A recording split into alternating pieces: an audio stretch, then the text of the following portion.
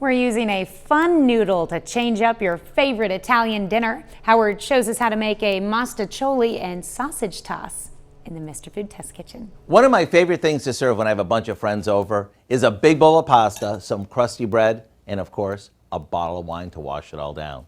To keep things interesting though, I like to change up the shape of the pasta, like we're doing today. We start by cooking some pasta according to the package instructions.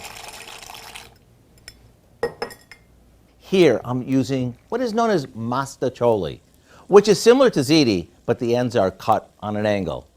Now for the sauce. In a large pot, we begin by browning some Italian sausage. As for the type of sausage, that can be beef, pork, or chicken, and as mild or as spicy as you like. To that, we add a chopped onion and green pepper, along with some minced garlic. After that cooks for a bit, we pour in a couple of jars of spaghetti sauce and some Parmesan cheese. While this simmers, I'll drain the pasta, and then it's time to toss everything together. Mamma mia, does this look good or what?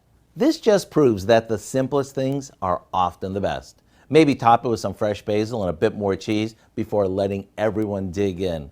To get the recipe for our Mostaccioli and sausage toss, all you have to do is visit our website. I'm Howard with Kelly in the Mr. Food Test Kitchen, where today we found a welcome to the family way for you to say, ooh, it's so good. You can find this recipe along with a lot more good food from the Mr. Food Test Kitchen online. Just go to our website at KOAMnewsnow.com.